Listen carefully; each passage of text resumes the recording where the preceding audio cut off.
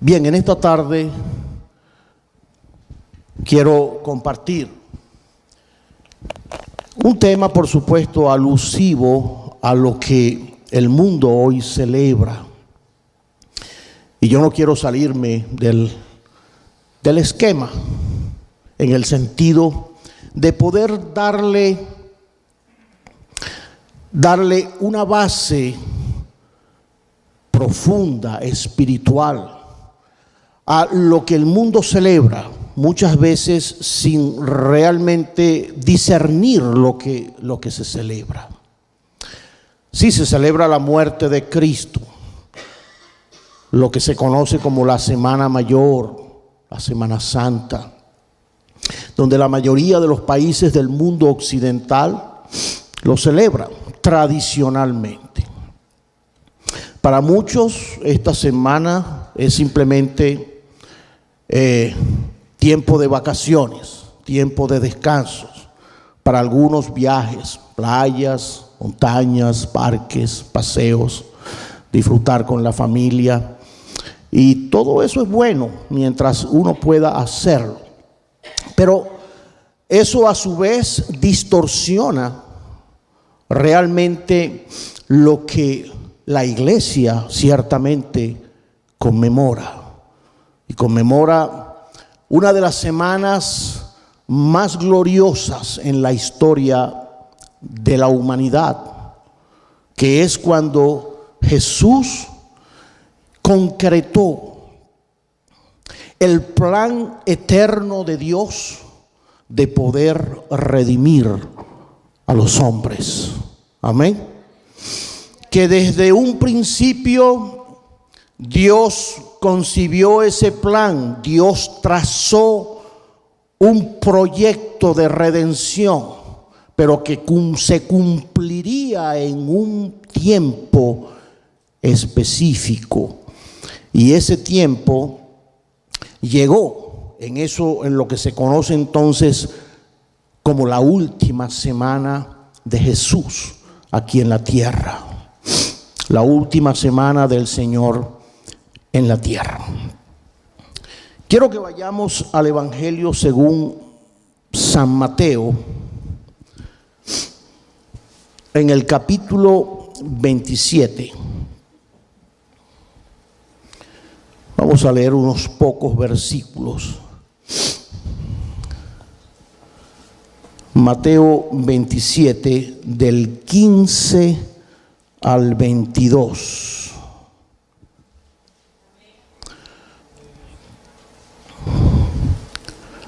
Aleluya. ¿Lo tienen? Y dice así la palabra del Señor. Ahora bien, en el día de la fiesta acostumbrada, el gobernador, en el día de la fiesta acostumbraba el gobernador soltar al pueblo un preso, el que quisiesen. Y tenían entonces un preso famoso llamado Barrabás.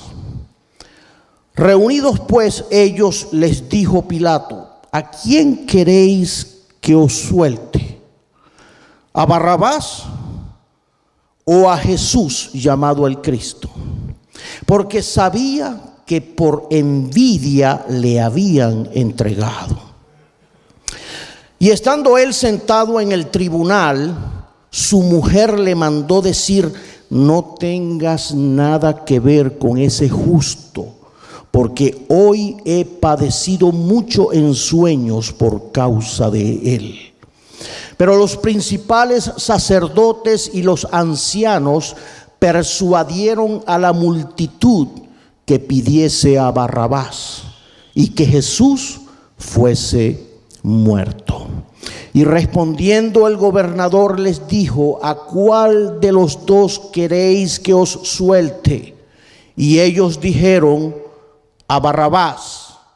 Y Pilato les dijo: ¿qué pues haré de Jesús llamado el Cristo?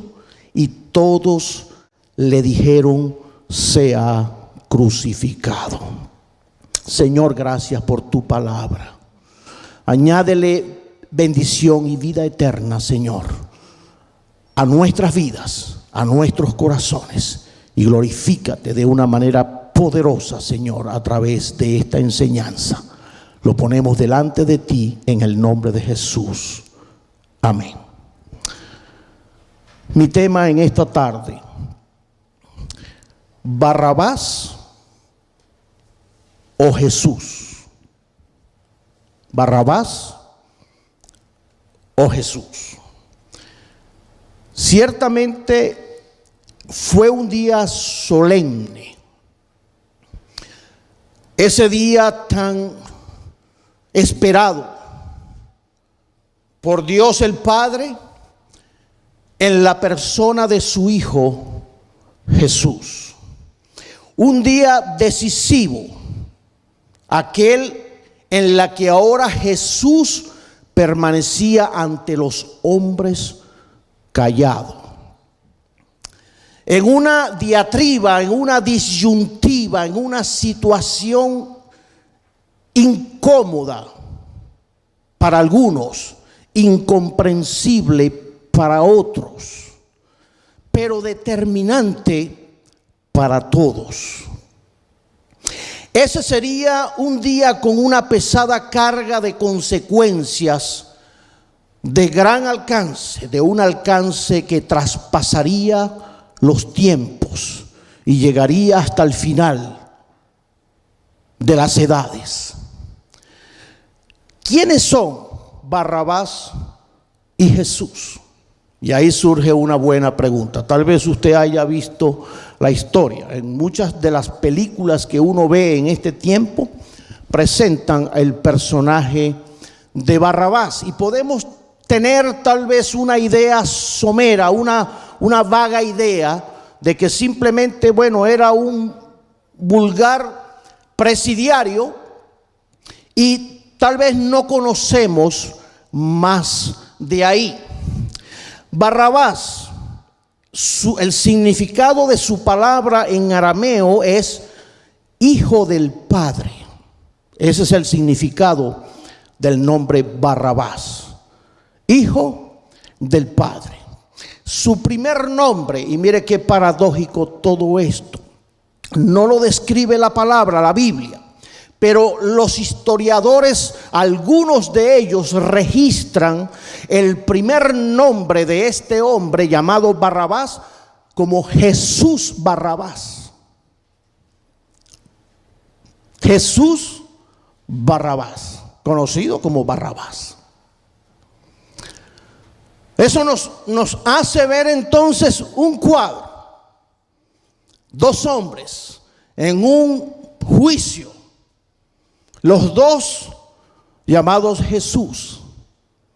Uno representando a una parte de la humanidad y el otro representando a la otra parte de la otra parte de la humanidad. ¿Quién era Barrabás?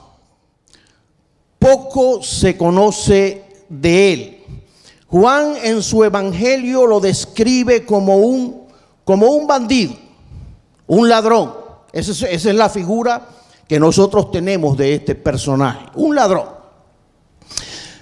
Marcos y Lucas lo describen como un revoltoso político que se había sublevado, se había enfrentado en reiteradas oportunidades a los gobernantes del Imperio Romano, a los gobernantes regionales del Imperio Romano.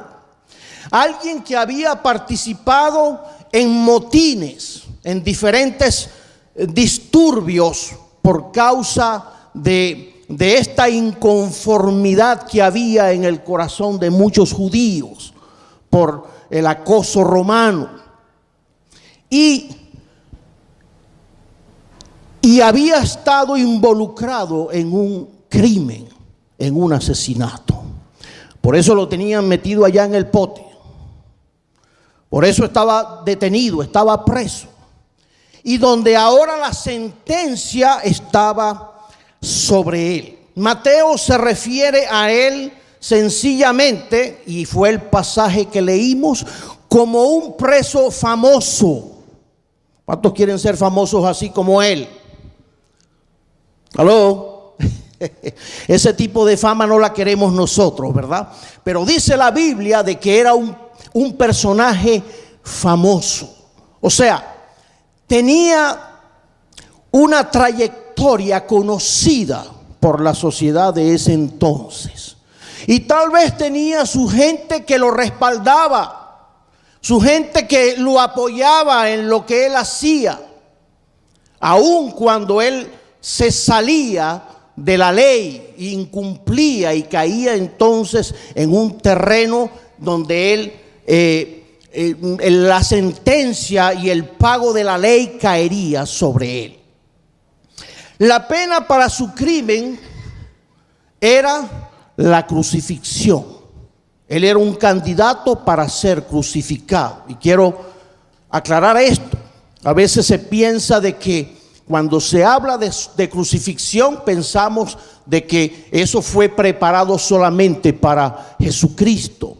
Pero no, eso era una práctica ya muy antigua, no solamente de los romanos, sino de otros imperios que llevaban a hombres o a personas a ese tipo de muerte. Y Barrabás era candidato seguro para ser crucificado. Pero según las Escrituras, había una tradición que algunos no saben identificar si era una tradición judía o era una tradición romana.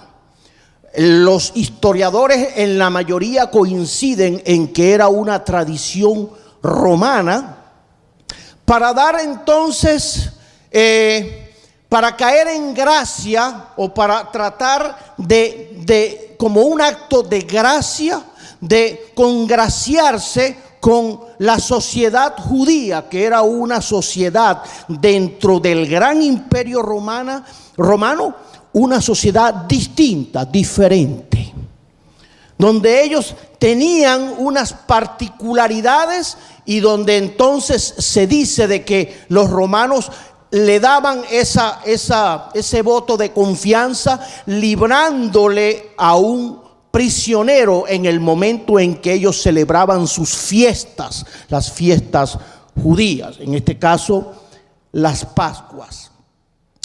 Y eso en conmemoración de lo que una vez surgió, lo que una vez sucedió cuando se celebró la primera Pascua, cuando el pueblo de Israel salió libre y pudieron entonces celebrar esa primera Pascua.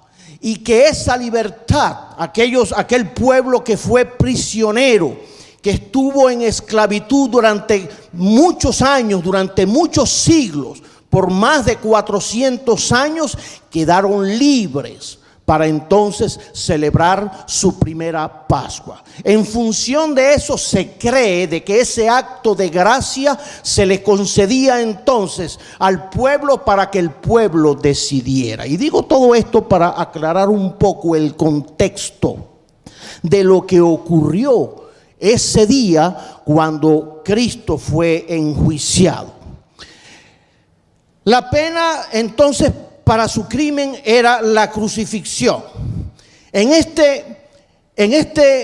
esta situación vemos a un hombre, Pilato, que le tocó un papel incómodo cuando tuvo que tratar de decidir por alguien que él consideraba inocente, y que tratando de librarlo de la muerte, entonces con más énfasis le da la oportunidad al pueblo para que el pueblo decida soltar a uno de los prisioneros. Y tal vez por eso sacaron al más famoso de todos, al más sanguinario, al que tenía un prontuario rojo, al que había cometido muchos delitos, para que tal vez muchos de los que estaban ahí tal vez habían sido víctimas de la delincuencia de este hombre. Y tal vez eso le daría la oportunidad a Jesús a librarse de lo que los sacerdotes, los fariseos estaban tratando de promover. Y vemos entonces cuando Pilato hace la pregunta: ¿y qué mal ha hecho este hombre? Si no hay en él causa, no hay motivo para que sea enjuiciado y para que sea muerto como lo estaban pidiendo. Este hecho es un hecho muy significativo. El hecho de que Jesús fue entonces puesto al lado de un malhechor, de un hombre de carne y hueso como Jesús, pero con una gran diferencia el uno del otro. Este hecho significativo, este acto de liberar al pecador y de apresar al inocente, representa un tipo de esa grandiosa obra realizada por Cristo, realizada por Dios a través de la muerte de Cristo, nuestro Salvador. Amén. Aleluya. Usted y yo bien pudiéramos estar parados al lado de Barrabás. ¿Y saben por qué? Porque nuestra naturaleza es una naturaleza pecaminosa, una naturaleza caída. Nuestra naturaleza caída nos identifica a nosotros entonces con ese personaje que estaba pagando por causa de sus delitos y de su pecado. Y digo que nosotros pudiéramos pararnos al lado de él, porque el hombre en su condición pecaminosa, en su condición de estar caídos delante de Dios, le han robado la gloria a Dios.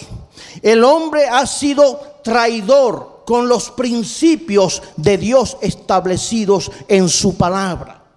Y el hombre es homicida. Dice la palabra de que el que aborrece a su hermano, ¿qué es? Homicida, dice la palabra del Señor. O sea que en nuestra condición nosotros podemos perfectamente pararnos o vernos reflejados ahí al lado de este personaje llamado Barrabás. Jesús muere en nuestro lugar y nosotros hemos sido liberados de la condenación del pecado. Aleluya.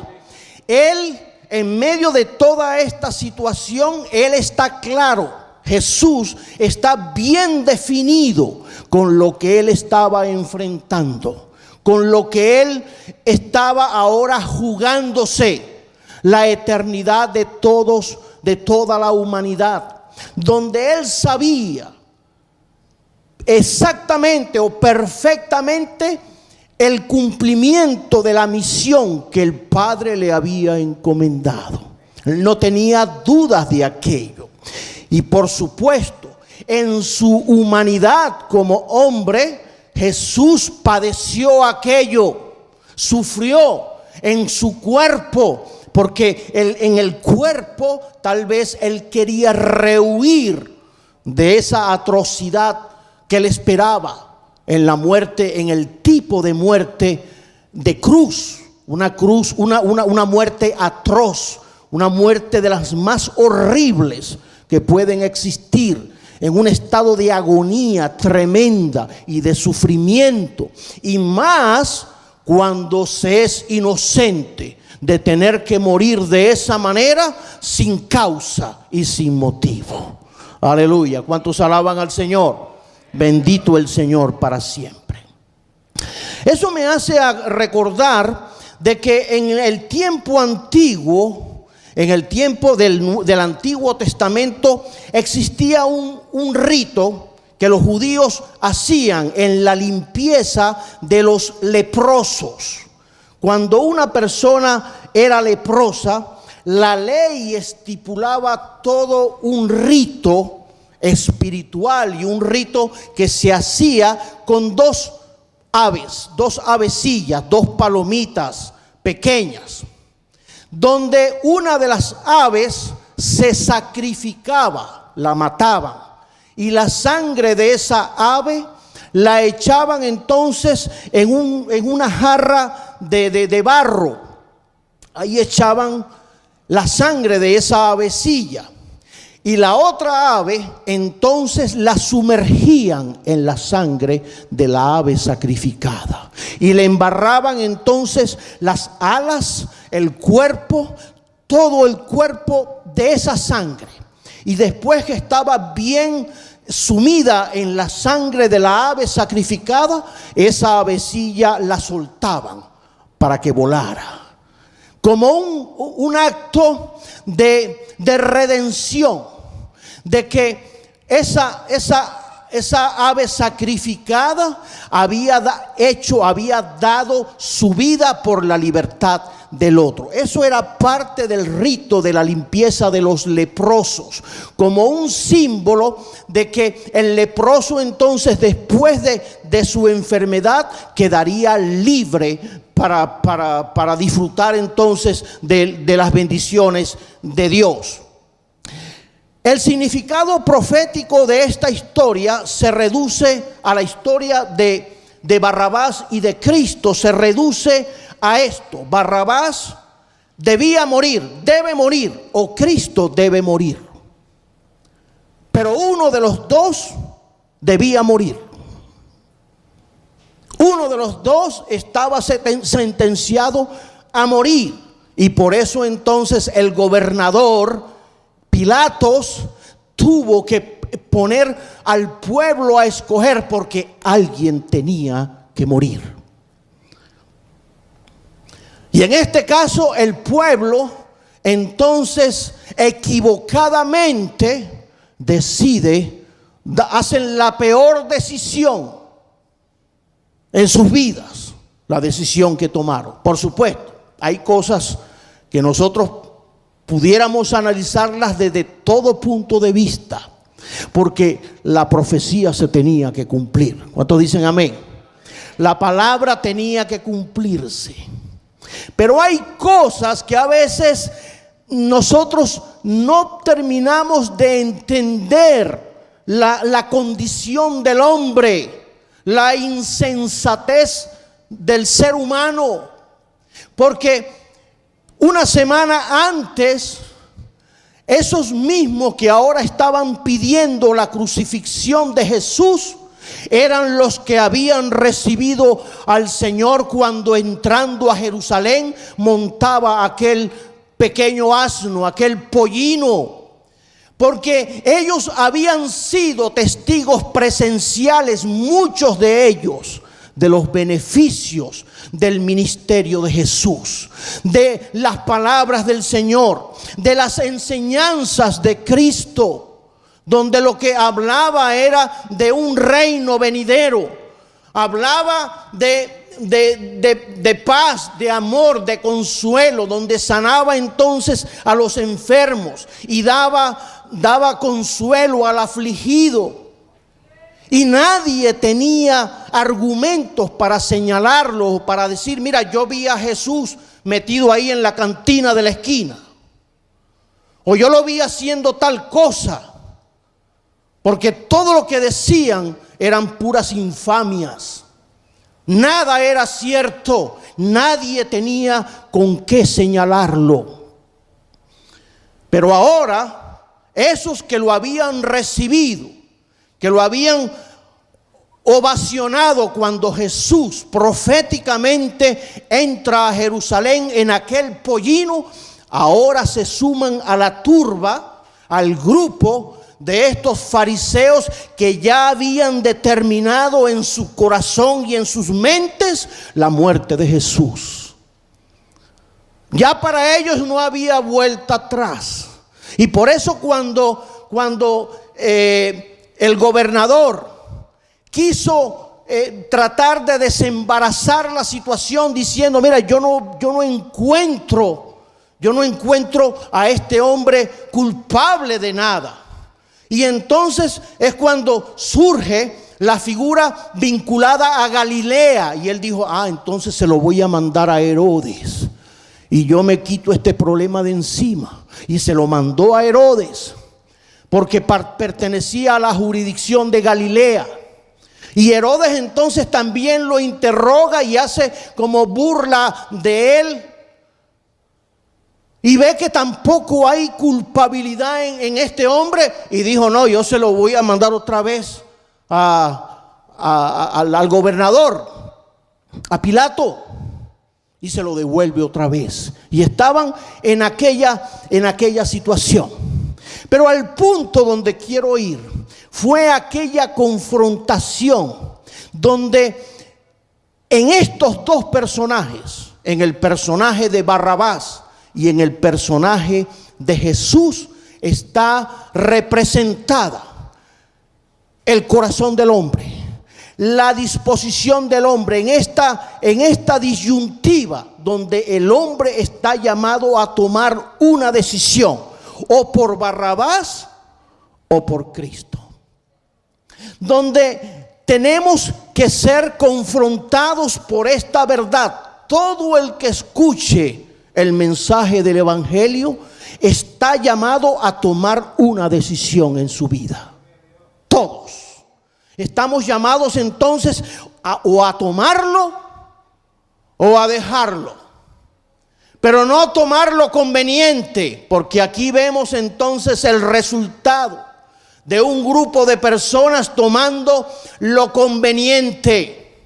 Cuando entró Jesús a Jerusalén, lo conveniente era ovacionarlo. Y cuando ahora estaba frente a los gobernantes en aquel juicio, lo conveniente era apoyar el deseo de los fariseos y el deseo que había en toda la turba de personas que estaban ahí. Pero había que tomar una decisión. Barrabás debe morir o Cristo debe morir. Uno de los dos debe morir. Usted, mi querido hermano y amigo, usted y yo estamos llamados a morir, porque nosotros somos culpables de nuestros pecados. Nosotros somos culpables de nuestras propias pasiones. Y nosotros teníamos que ocupar ese lugar en vez de Cristo. Porque nosotros en nuestra naturaleza pecaminosa sí hemos fallado. ¿Cuántas veces no hemos fallado nosotros delante del Señor? ¿Cuántas veces no tenemos nosotros que acercarnos a Dios pidiéndole al Señor misericordia y que nos ayude? Porque fallamos, porque reincidimos por la naturaleza pecaminosa que nos acompaña en este cuerpo. Nosotros debíamos morir, pero en este caso Jesús tomó el lugar de nosotros. Él muere para que nosotros seamos puestos en libertad. Aleluya, bendito sea el Señor para siempre. Barrabás es presentado y puesto a competir contra Cristo. Se apela a la turba, a la gente que estaba reunida. Pilato al principio pensó de que la gente se iba a inclinar por Cristo al compararlo con un malhechor de la calaña de Barrabás. Pero el tiro le salió por la culata, como dicen por ahí. Le salió al revés la situación y se vio entonces en una situación bien embarazosa, aun cuando la esposa le hizo la advertencia, le dijo, mira, cuidado con lo que haces con este hombre, porque he tenido unos sueños donde he visto, algo me está diciendo de que no es bueno de que le hagas nada a este hombre. Y él tenía esta situación en medio, pero estaba entonces la amenaza. Cuando los mismos fariseos le decían, bueno, si tú no resuelves esto, vamos a apelar entonces a Herodes. Y si no se resuelve así, entonces apelaremos al César. Y en la carrera política, el puesto de este hombre se vio en peligro y dijo no. Entonces ahí es cuando aparece la famosa imagen de Pilato lavándose las manos, como diciendo entonces la muerte de este justo recaiga sobre ustedes en la justicia que ustedes mismos tienen. Porque ellos no tenían, los judíos no podían llevar a una persona a la muerte. El único que podía hacerlo entonces eran los gobernadores romanos. Ellos sí tenían la autoridad para sentenciar a alguien, y por eso buscaron el apoyo y buscaron entonces la presión sobre Pilato para que esto ocurriera. Aleluya. Pilato cree que por causa del sentido de vergüenza realmente sería imposible que prefirieran a Barrabás. Pero ellos están tan sedientos de sangre en contra del Salvador y están tan influenciados por los sacerdotes que al unísono ellos gritan: suelte a Barrabás, suelte a Barrabás. Gloria al Señor. ¿Quién era Jesús? Jesús, hay un pasaje en Mateo 16 que dice: ¿qué dicen los hombres que es el Hijo del Hombre? Cuando el Señor le pregunta a sus discípulos, les hace como una encuesta para ver qué piensan ellos de quién es el Hijo de Dios. Unos dijeron Juan el Bautista, otros Jeremías, algunos de los profetas contestaron otros. ¿Y vosotros quién decís que soy yo?, le preguntó. Y dice el pasaje, dice Pedro: tú eres el Cristo, el Hijo del Dios viviente. Aleluya, bendito el Señor, porque esa palabra no se la estaba revelando hombre alguno, sino se la estaba revelando Dios. Y ese punto es el punto a donde Dios lleva al creyente. Que nosotros reconozcamos y sepamos diferenciar a quién tenemos delante. ¿Quién es el Dios de nuestra vida? ¿Quién es el Señor a quien servimos, a quien seguimos? ¿Por quién nuestro corazón se inclina?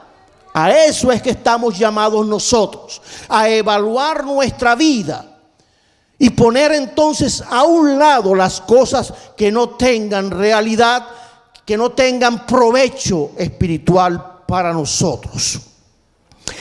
Lo que son ellos son representantes de dos diferentes reinos, de dos diferentes gobernantes que están opuestos entre sí. Uno representa el reino de este mundo malo. ¿Saben quién es, verdad? Barrabás representa al reino de este mundo malo, el reino de las tinieblas, gobernado por el príncipe de las tinieblas. El Barrabás de hoy día, y quiero entonces trasladar esa figura representada en este hombre que ahora estaba siendo enjuiciado, pero con un veredicto a su favor. ¿A quién representa Barrabás? A la apatía y la religiosidad que hay hoy día en el mundo, donde muchos entonces celebran una semana como esta, pero simplemente desde el punto de vista religioso, con apatía, con indiferencia, simplemente como un acto religioso y más nada. Es el gran Barrabás de hoy día. Es lo que representa hoy para muchos de nosotros la indiferencia y la insensibilidad del hombre. Está representado en ese hombre llamado Jesús Barrabás, en la cual estaba ahora recibiendo un beneficio, el beneficio de los corazones insensatos del hombre, donde vemos la insensatez de siempre que ha perdurado en el corazón del hombre no arrepentido. El Barrabás de la borrachera, del adulterio, de la infidelidad, el Barrabás de aquellos que simplemente se apegan a las cosas que le gustan, a su apetencia, sin importarle lo que Dios diga en su palabra, sin importarle lo que la palabra enseña con relación a la decisión que el hombre tiene que tomar en este mundo. Porque todos compareceremos delante de Dios, dice la palabra del Señor. Mire, y qué tremendo es cuando nosotros vemos el caso de otro malhechor que igual pudo haber sido sentenciado, y de hecho fue sentenciado por los hombres porque murió en una cruz al lado de Jesús. Pero qué diferencia cuando ese malhechor, porque estuvo preso y lo mataron no porque fue el buen ladrón, como lo describen por ahí. No hay ladrón bueno, todos los ladrones son malos. Que puede tener tal vez un corazón hacia algunas cosas, pero ha cometido fechorías que lo catalogan entonces como una persona que se ha desviado del buen camino. ¿Y cómo termina la historia de este hombre? Qué diferente termina. Por una decisión que él toma en los últimos minutos prácticamente de su vida, cuando él decide su vida por Cristo, cuando él le da la oportunidad a Dios. Barrabás pudo tener también el conocimiento de quién era Jesús. Él sabía de que ese hombre que estaba al lado de él no había cometido las fechorías que él había cometido, y que lo estaban señalando simplemente por principios ideológicos distintos a los de los fariseos, y que ese simplemente era su delito, pero no había caído en el camino de la delincuencia como él había caído, y él pudo haber decidido en ese momento por su vida. Aleluya. Barrabás representa esa sociedad muerta de espíritu, pero satisfecha porque se sientan tal vez en algún templo, en alguna iglesia, donde sacan sus monedas y dan sus ofrendas o sus limosnas, se dan sus golpes de pecho y listo. Y eso está representado en ese hombre que era parte de la sociedad judía y que estaba preso por ciertas situaciones, pero ahí está representado en lo que es el reino de Barrabás. El reino de Jesús es un reino distinto. Jesús representa el reino de Dios. Él toma el lugar del sacrificio por el pecado y la vida eterna, que es el don de Dios. Aleluya. Alabado sea el Señor. Él es la luz y la vida de los hombres, el redentor sustituto. Y sustituto porque nosotros éramos los que teníamos que morir. Barrabás era el que tenía que haber sido señalado y culpado, y el que tuvo que haber muerto por su delito y por su pecado. Es sustituto porque Él entonces nos reemplazó, nos emplazó a nosotros y tomó entonces nuestras culpas para hacernos a nosotros libres y libres para siempre. Aleluya, bendito sea el Señor que vive y reina para siempre. Aleluya. ¿Dónde están estos dos personajes? Se encuentran ambos delante del pueblo, esperando la decisión individual de cada uno de ellos. Allí estaban representadas todas las generaciones venideras en esos dos personajes. Todos a los que Cristo es predicado están llamados a tomar entonces una decisión. Todos estamos llamados a tomar una decisión. No puedes tener a ambos en tu corazón. No podemos congraciarnos con los dos, porque tenemos que definir nuestra posición. O somos de Dios o no somos de Dios. O estamos con uno o estamos con el otro. Pero no podemos No podemos servir a dos señores, como dice la palabra de Dios. No podemos servir a dos señores. No puedo aplaudir a uno un poco y aplaudir a otro porque me gustan los dos. Tengo que tomar una decisión. El hombre está llamado a tomar una decisión. Barrabás y Cristo son opuestos, como las tinieblas lo son de la luz. No podéis servir a Dios y servir a las riquezas. Y ya estamos terminando en esta tarde. No podéis amar al mismo tiempo al mundo y a Dios. El que se haga amigo del mundo se constituye en enemigo de Dios. ¿Cuántos dicen amén? Aleluya. Debes escoger o el uno o el otro. Tu destino eterno entonces depende de tu elección. Nuestro destino eterno depende de lo que nosotros decidamos ahora. Por eso dice la palabra que hoy es el tiempo de salvación. Hoy es el día de salvación. Hoy es el día de decisión. Ahí es donde el hombre es confrontado. Mire, y qué tremendo.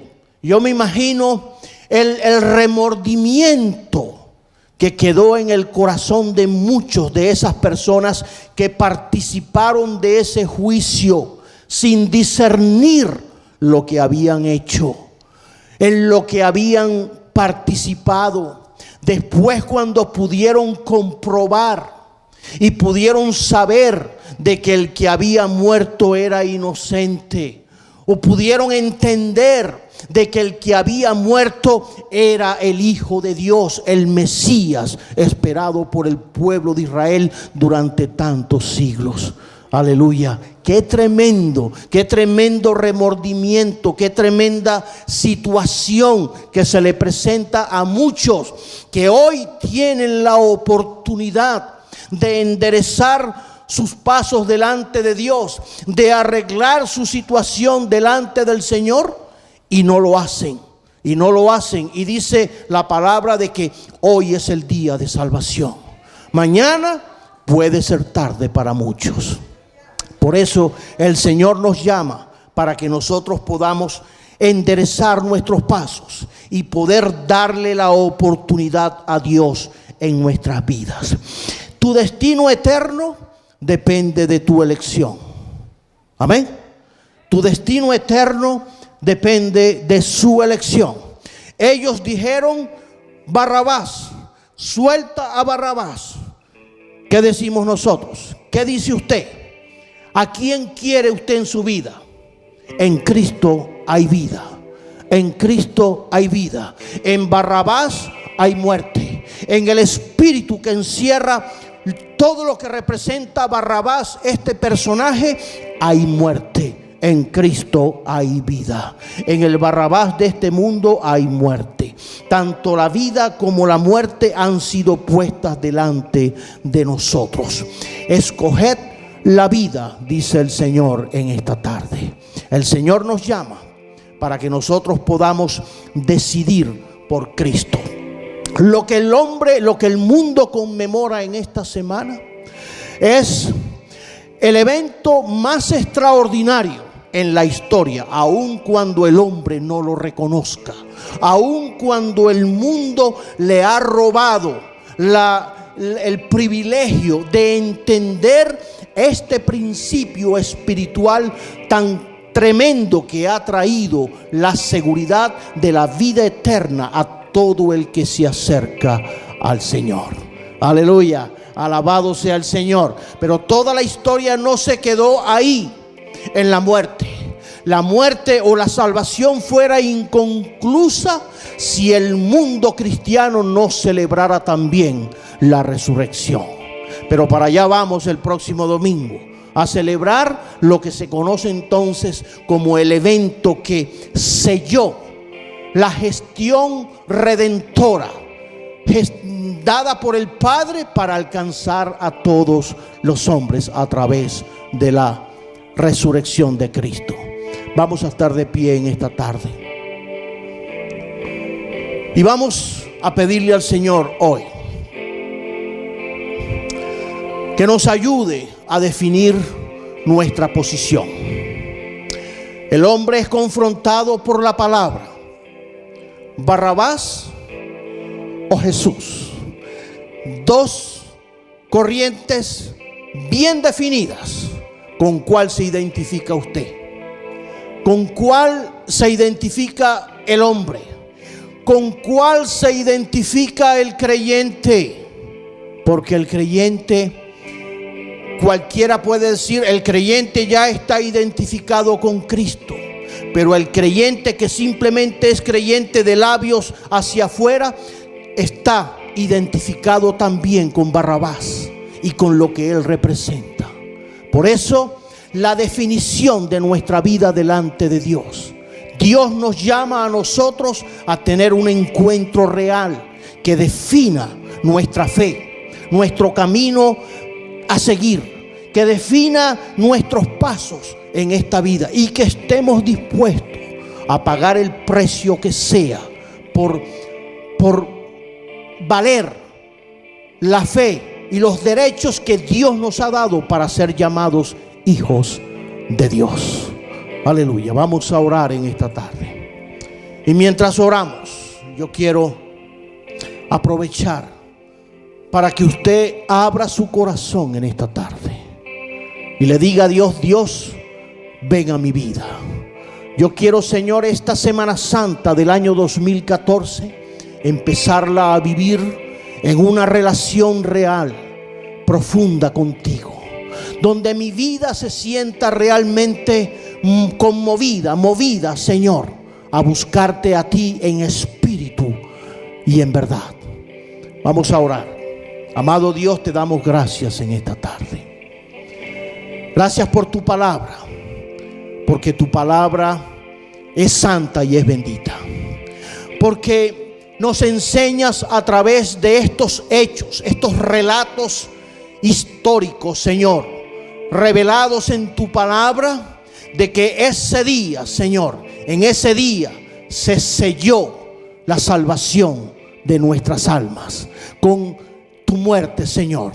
Y que al tercer día después de ese evento, Señor, tú le diste, Señor, toda la validez al proyecto de redención para alcanzar al hombre. Gracias te damos, Señor, en esta tarde.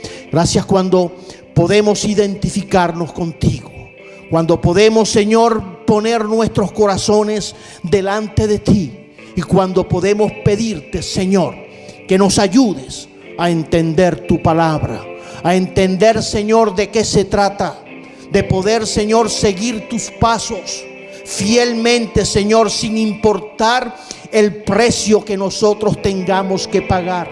A veces el desprecio de nuestros seres queridos, a veces el desprecio de nuestros amigos, a veces, Señor, la pérdida de muchas cosas en este mundo, Señor. Pero qué lindo y qué hermoso cuando sabemos, Señor, de que estamos atesorando el más grande de los tesoros, Señor, para nosotros: la vida eterna, la eternidad, la seguridad, Señor, de que disfrutaremos contigo por toda la eternidad. Gracias te damos, Señor, en esta tarde. Lávanos en tu sangre preciosa. Ayúdanos, Señor, a mantenernos firmes. Y antes de salir de este lugar, el Señor te llama para que abras tu corazón, para que rindas tu corazón y tu voluntad delante del Señor. Dios te llama, y ahí mismo donde tú estás, dile al Señor: Señor, entra a mi vida, transfórmame, cámbiame, hazme entender, Señor, el proyecto de tu amor, lo que tú pagaste por mí, Señor. Ayúdame a vivir la vida conforme a tu voluntad y a tu palabra. Si en esta tarde tú haces y tomas esa decisión, Dios entonces te va a bendecir, Dios te va a recompensar, Dios te va a colmar de su presencia, y su presencia en tu vida te dará la fuerza para seguir adelante, no importa lo que tengas que pasar o lo que tengas que atravesar. Gracias, Señor. Gracias, mi Dios, porque hoy el mundo celebra, Señor, a través de ese símbolo, Señor, de ese símbolo de tu redención.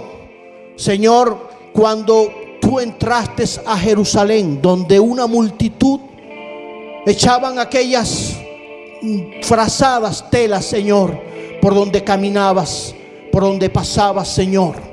Y muchos, Señor, levantaron aquellas palmas, Señor, para darte a ti hosanas y para recibirte, Señor, en Jerusalén. Pero ayúdanos, Señor, a entender que la bendición no está ni siquiera en aquellos trapos, ni en aquellas palmas que muchos simplemente la agarran como un amuleto para guindarla en la casa.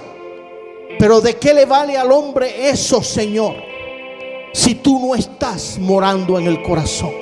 ¿De qué le sirve al hombre tener un símbolo que es simplemente una palma que se desmorona, Señor, cuando tú no estás realmente reinando en el centro de las emociones de un creyente?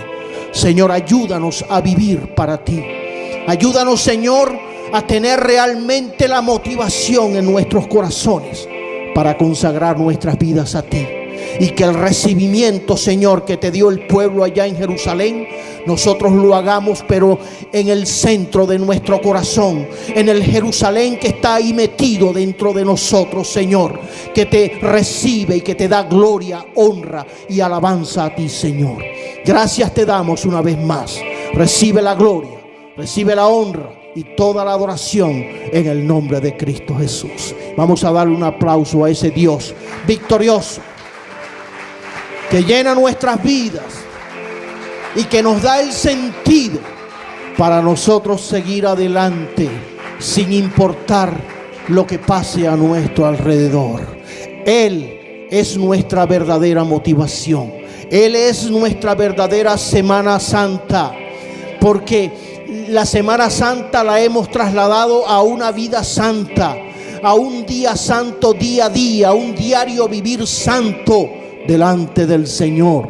Aleluya y gloria al Señor, porque en eso hemos roto con todo el esquema de la tradición de solamente celebrarlo en estos días de Pascuas, donde ahí la gente entonces se acuerda de Dios y las iglesias se atiborran de personas que nadie cabe. Muy distinto a lo que sucede aquí en este lugar, ¿no?